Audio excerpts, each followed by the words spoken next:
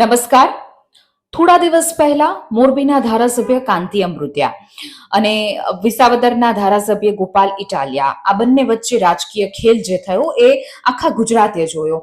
કારણ કે મોરબીના ધારાસભ્ય કાંતિ અમૃતિયાએ ચેલેન્જ આપી કે તમે વિસાવદરમાં જીતી ગયા પરંતુ મોરબીમાં જીતીને બતાવો. ગોપાલ ઇટાલિયાએ આ ચેલેન્જ એક્સેપ્ટ કરી અને કહ્યું કે તમે રાજીનામું આપો. તો કાંતિ અમૃતિયાએ કહ્યું કે હા, હું રાજીનામું આપવા પહોંચી જઈશ, પણ તમારે પણ આપવું જોશે. આ બધું આપણે જોયું થોડા દિવસમાં જે ખેલ થયો એ.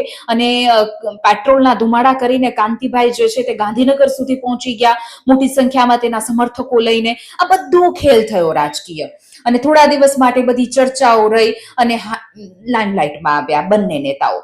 પરંતુ હવે જે એક ફોટો વાયરલ થઈ રહ્યો છે એ જોઈને તમે પણ ચોંકી જશો. કારણ કે આ ફોટો હજુ 5 ઓગસ્ટનો છે, 2 દિવસ પહેલાનો ફોટો છે કે જેમાં જોઈ શકાય છે મુખ્યમંત્રીની ઓફિસની બહાર ગાંધીનગરનો આ ફોટો છે કે જ્યાં ધારાસભ્ય કાંતિ અમૃતિયા અને ધારાસભ્ય ગોપાલ ઇટાલિયા જે થોડા દિવસ પહેલા મોટો રાજકીય ખેલ કરવામાં આવ્યો, ચેલેન્જ આપવામાં આવી, પરંતુ અત્યારે એકદમ જે ઈલું કહેવાય ને કે હસી મજાક અને ઠહાકા લેતા જોવા પડ્યા.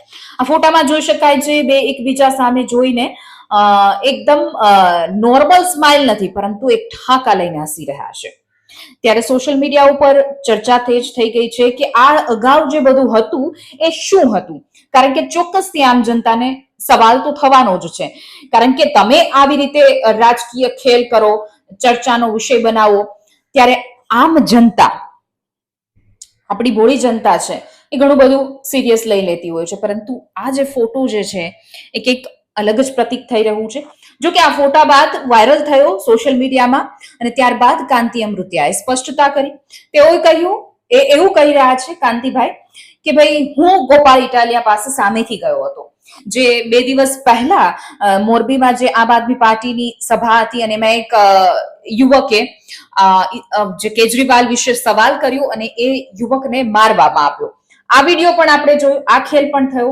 ત્યારે કાંતિભાઈએ કીધું કે તમે એ એક બેઠક જીત્યા એમાં લાફાવાળી કરો છો. અમે તો 30 વર્ષથી સત્તા ઉપર છીએ, અમે તો કોઈને લાફા માર્યા નહીં. એટલે આવું કહેવું છે કાંતિભાઈ અમૃતિયાનું કે અમે બંને વચ્ચે આ પ્રકારની વાતચીત થઈ. પરંતુ શું તમને આ ફોટા ઉપરથી એવું લાગે છે કે આવી ગંભીર બાબત ઉપર ચર્ચા થઈ હોય તો આવી રીતે હસી મજાક અને ઠહાકા લેતા હોય? જનતા બધું જ સમજે છે. કારણ કે હવે આ તસવીર સામે આવી એટલે સોશિયલ મીડિયાઓમાં ઘણા તર્ક વિતર્ક જે છે તે થઈ રહ્યા છે.